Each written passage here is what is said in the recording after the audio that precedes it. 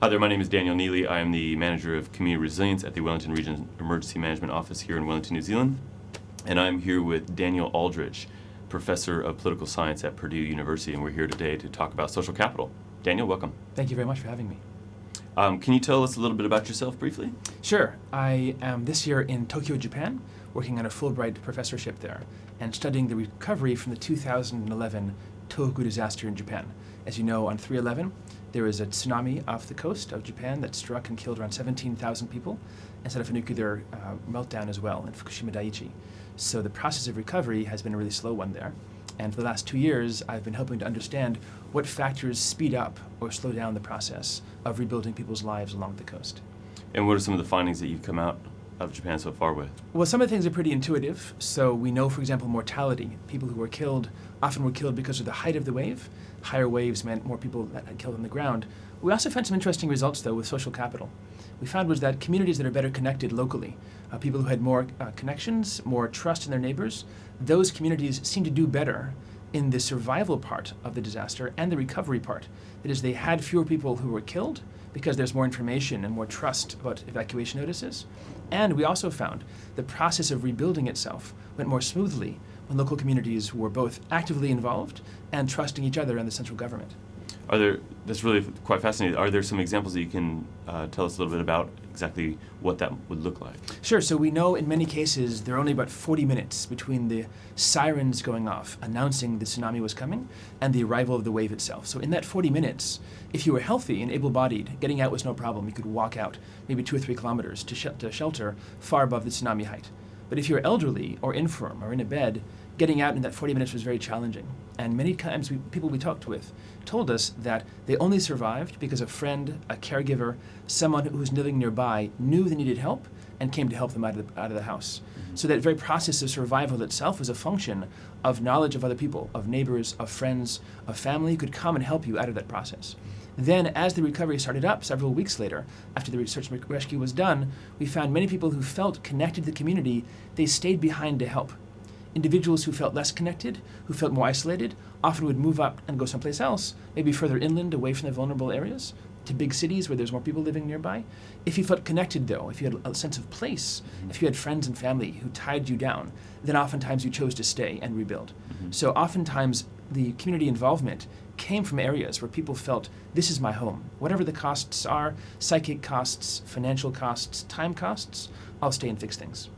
So with this idea of social capital, maybe you can just tell us a little bit more about what social capital is and how it applies to this field of disaster research. Sure. So social capital, simply put, is the tie that binds us to other people.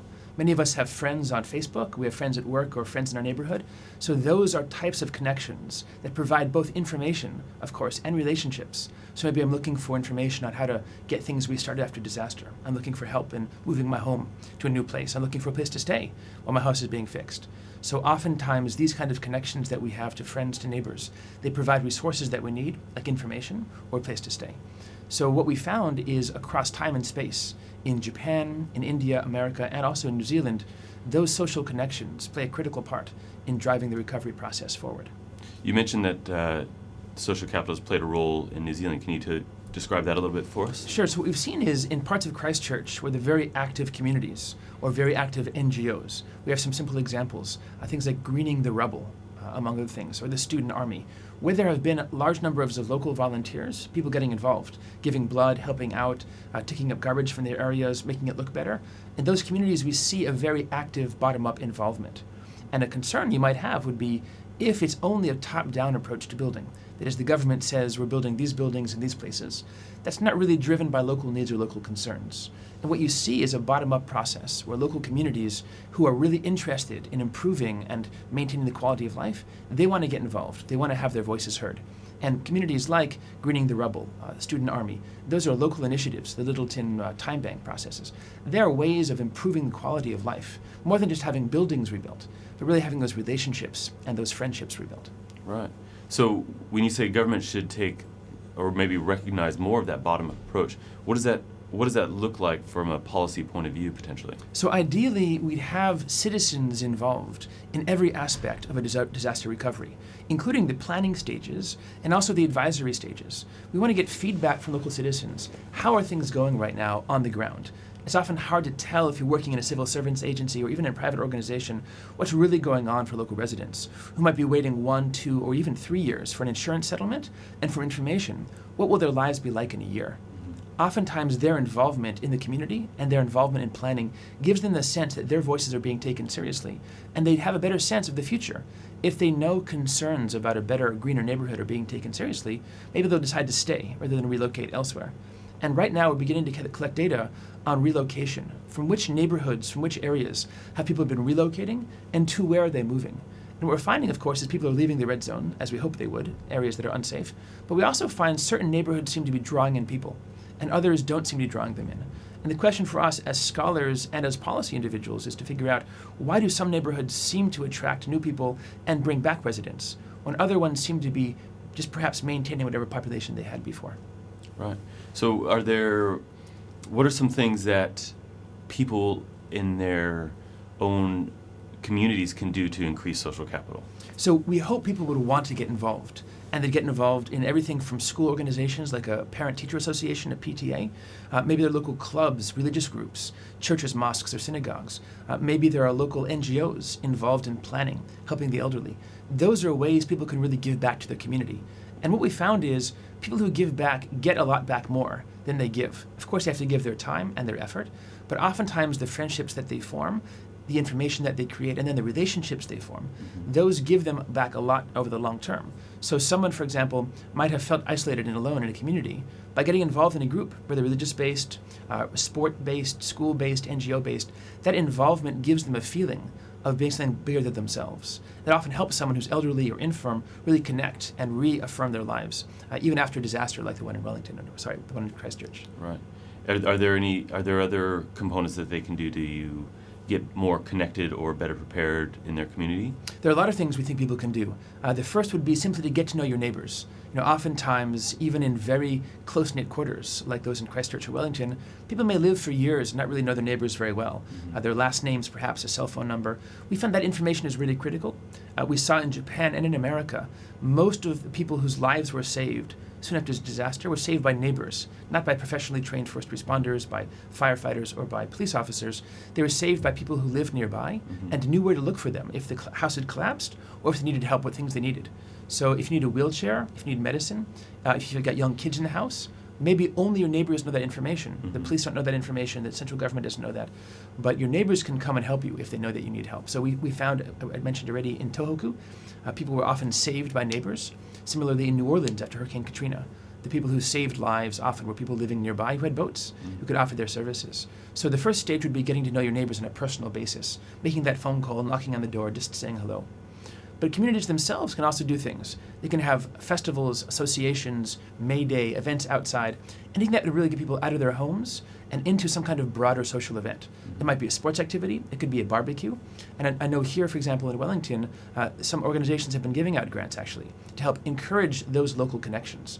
So that would require, of course, the local interest, along with the recognition by policymakers, it's worth supporting these kind of processes.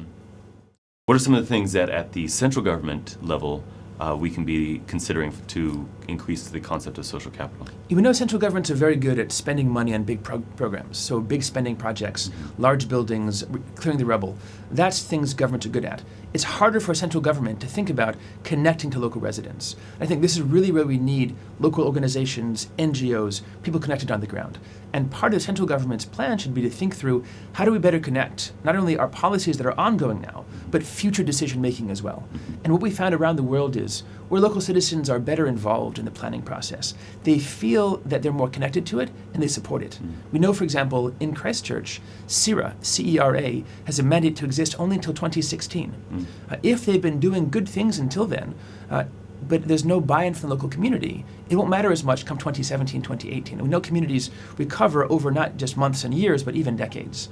So in the years that come, it'd be fantastic if CIRA thought through ways to connect its policies to buy-in on the ground and to involvement from citizens. It could be advisory groups, it could be citizens on planning meetings themselves, or at least having a more open flow of information and transparency so citizens really feel that they have a voice and a part to play.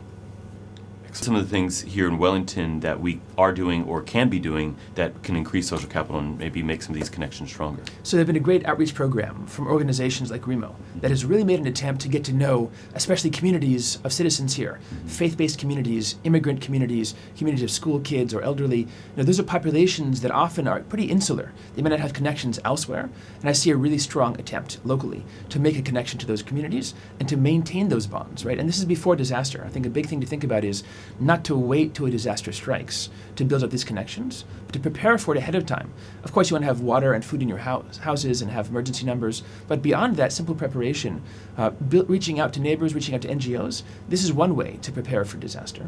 I've also seen a lot of great work. The blue zones here. Tsunami blue lines. Blue lines, yes. This has been the Tsunami Blue Line has been a great way to involve local citizens themselves in an educational process. You tell them, look, we know there's a risk. What do you want to do about it, right? And the process here in Wellington, at least, meant that the citizens said, this is our way of remembering on a daily basis where the vulnerabilities are and where it's a safe zone. That's, I think, it's a great program that should be expanded, right? Not just to Wellington, but across the country. Nice.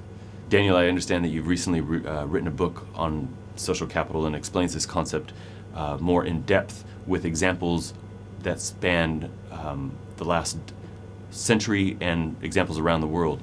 The title of that book is called Building Resilient Social Capital in Post-Disaster Recovery.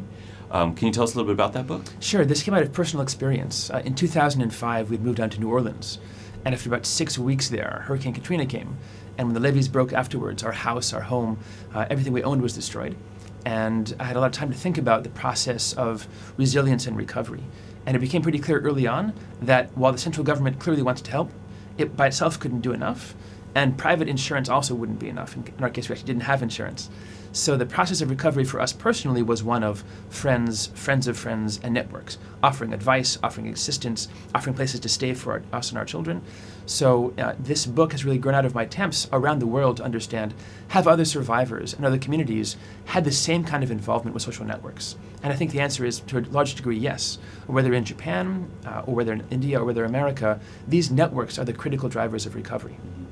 Excellent. And having read the book myself, I'd say anybody that's even halfway interested in this concept from a policy or practitioner point of view is definitely worth the read. It's very informative and provides excellent examples from a practical level of how important social capital is in our community. So thank you very much for contributing that to our sector. Thanks for reading it. Finally, if people want to find out more about some of the work and some of the research that you do and some of the ideas that you have, where can they find this information? Sure. So I'm on Twitter, DANIELPALDRICH, one word, at Twitter. Also, I've got 2 websites, which have a lot of information for free for both citizens who want to learn more and for scholars and practitioners who want to get involved in some practical ideas. Excellent. Well, thank you very much for coming out and spending some time with us in Wellington. It's been incredibly informative for everybody that we've been taking you around to talk to. So thank you very much for your time. Thanks for having me. All right. Great. Thanks.